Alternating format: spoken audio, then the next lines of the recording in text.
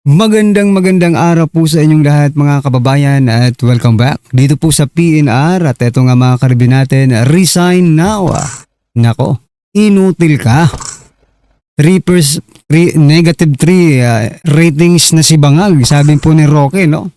At Yusek Claire Castro, kakaiba na po ang utak na asa out of this world na po. Kasi biruin mo, si Vice President Sara ay hinantulad sa isang Chucky, si Chucky Dal, no? Meron din tayong banat sa kanya, Chucky Claire. Grabe, wala nang maipintas kay BP Sara. Ayan mga kababayan, patungkol po riyan ang ating aalamin at bibigyan ng reaksyon ngayong araw na ito. At eto na.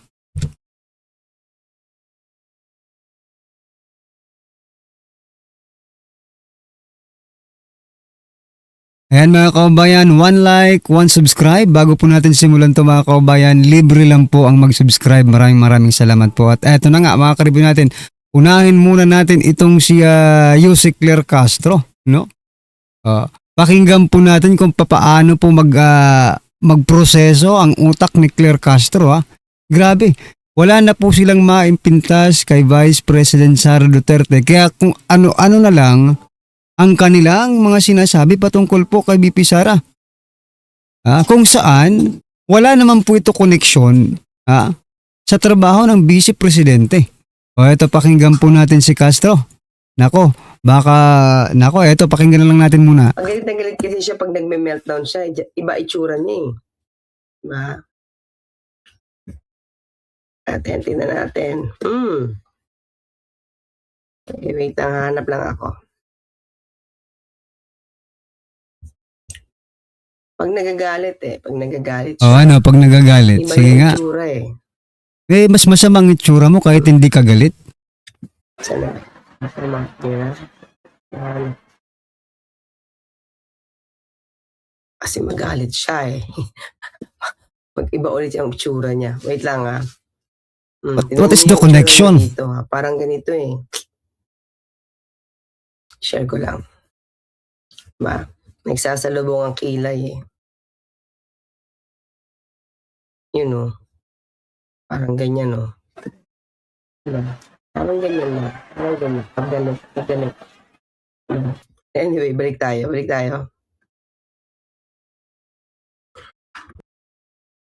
So, wag na natin tapusin yan. Nakakahiya sa buong mundo, no? Kasi spokesperson ka eh, no?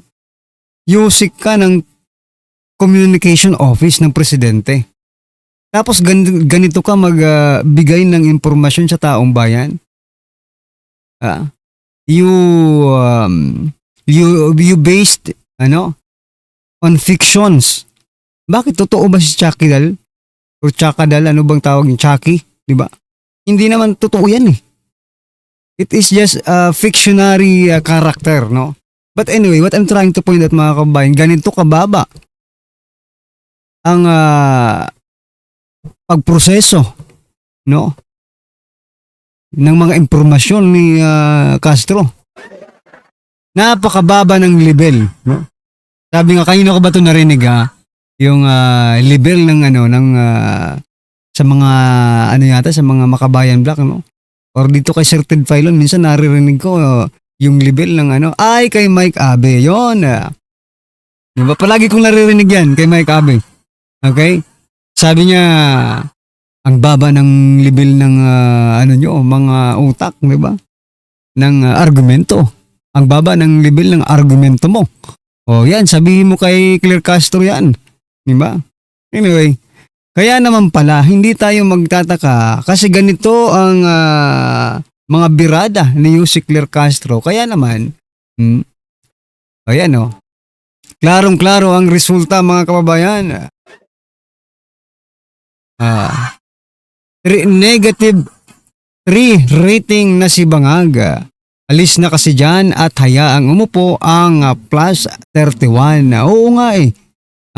Sana maisip ito ng Supreme Court, Pwede bang makialam ang Supreme Court dito? Kasi negative 3 na eh. Wala na pong palan eh. Habang tumatagal to, lulubog at lulubog ang trust rating nito. Wala naman tayong alam sa batas, pero kung, di ba?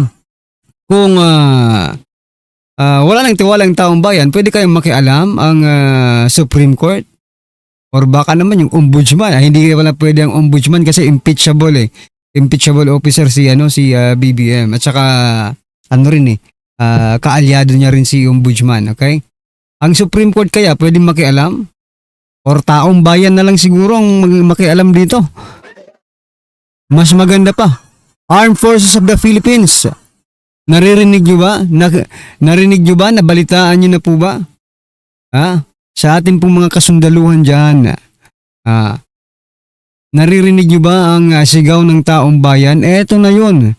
Negative 3% na si Bangag. Sabi po ni Atty. Roque. Kung kayo po ay para sa taong bayan, you must do something. No? Bago magkasisihan sa huli mga karabin natin. Sa bagay, I think nasa huling tayo eh.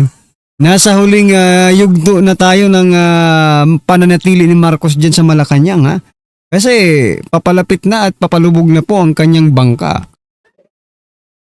Diba? Bangka na lang, hindi na pwede barko kasi kakaunti na lang po sila eh. Kakaunti na lang po yung mga original na diba, yung primary cabinet members, kakaunti na lang po sila. At bukod po dyan mga kaubayan, yung binuo niyang ICI, ito may balita pala sa ICI. Sabi po dito sa balita, yung ICI naging ICU na. Aba, biruin nyo yan. Naging ICU na yung ICI mga kababayan. Ito, pakinggan po natin ang balita at bigyan po natin ng reaction to. Ang bilis ng mga pangyayari, pagsapit po ng susunod na Huwebes, ang Independent Commission on Infrastructure o ang ICI parang nasa ICU na. Ayon po yan kay Akbayan Congressman Percy Santana. Ngayong Biyernes kasi, nagpitin rin sa ICI si Rosana Fajardo, ang country managing partner ng accounting firm na SGB. Siya po ang pangalawang commissioner na nagbitiw matapos na magbitiw si dating Public Works Secretary Rogelio Singson. Ang kanyang pagbitiw, magkakabisa December 31, katapusan po na. Hindi, pangatlo na po yan, mga kaubayan. Kasi di ba si yung mayor ng Baguio, di ba? Si Mayor Magalong, nag-resign, pinakauna. Pangalawa si Babe Singson. Tapos ito, pangatlo mga kaubayan. Apat lang po silang miyembro ng ICI. Ibig sabihin, isa na lang po ang natitira. Bigla ko lang naisip na baka itong natitirang ito ay talagang malaki ang pangangailangan nito mga kaubayan, di ba? So pagsapit ng January 1, si dating Justice Andres Reyes ay magiging chairman ng isang komisyon kung saan siya lamang ang nag-iisang miyembro. Ngayon, Gag. Biruin mo, mga kaubayan, chairman ka. Chairman ka ng isang komisyon. Pero ikaw lang ang miyembro. Walang iya. Niloloko mo ba sarili mo? Diba? Bakit kailangan mo pa maging chairman kung ikaw lang naman ang miyembro? Sinong utusan mo? Sarili mo? Aray ko po. Diba? Ay nako, anong nangyayari sa ICI? Nako mga kaubayan. Anyway, ano po ang inyong masasabi dyan mga kaubayan? I-comment nyo na lang. At eto, pasadahan muna natin bago po tayo magtapos mga kaubayan. Ito pong si former Governor Chavit Singson, no? Nako, sabi niya po masama at masakit, no? Itong mga nangyayari ngayon sa flood control issues na ito. Ito, pakinggan po natin ang kanyang, itong kanilang interview, no? O ito, para meron po tayong kaunting impormasyon na mapupulot. Talagang masama na nangyayari sa ating bansa. Sakit, ano? Totoo. Sakit. Sana maparusahan lahat yung mga kasabwat or yung mastermind. Kasi yung nadedemanda yung mga nagamit nila mga engineer, Correct. mga contractor. Paano nagkaroon yung contractor ng gano'ng kalaki? Mm. Sino nagbigay? So, yun ang dapat hanapin, yung mastermind. Okay lang kasuhan nila, pero yung gumawa, Maliwanag naman eh. Parang maliwanag pa sa Yung buwan. pumayag. Yung gumawa, yung nagpagawa sa kanila, yun dapat hanapin. Like yung Diskaya, 3 years, 34 billion ang nakuha. Paano makakakuha yun kung walang malakas na nagbigay sa kanya? Yun ang hanapin. Hindi yung kakasuhan nila si Diskaya, sino nagbigay sa kanya ng project at binigyan nila ng pera. Oo. Nagbanggit na pero pinipigil yung ICI, Chairman Reyes. Hindi pwedeng ilagay yan, dahil kilala nila. So, hindi maganda investigasyon ng ICI. Niloloko lang tayo. Oo. Sa tingin nyo ba Dapat makukulong sa yung... publiko, ano? Oo. Yung buong ano. Sa tingin nyo ba mahuhuli yung mastermind? Awa ng Diyos, palagay ko. Hmm. Mahuhuli next year. Hmm. Mahuhuli yan. I'm very sure, I'm dead sure mahuhuli next year. So yan din po ang pinapanalangin, no, ng taong bayan na mahuli talaga ang mastermind. Kasi sa bagay, mahirap kasi ngayon eh, no? Kasi parang mismong mastermind po yung nangangakong huhulihin yung mastermind. Sino ang huhuli sa mastermind kung mismong mastermind ang uutos na hulihin siya? Ang gulo, no? Ang gulo ng Pilipinas, mga kababayan, no? Kung i-analyze mo lang, simple lang naman eh. No? Pero magulo. Ginugulo kasi nila. Biruin mo yung ICI, mga kababayan. It is supposed to be publicized, no? Pero walang nangyari. Puro executive hearing ang ginagawa nila. O sinong maniniwala sa inyo? Kayo lang ang maniniwala sa mga sarili nyo kasi ang taong bayan hindi naniniwala. To see, to hear is to believe sa panahon ngayon, mga kababayan. Alright? Ano pong inyong opinion, reaksyon patungkol po sa video ito, mga kababayan? I-comment nyo na lang po. Maraming salamat po.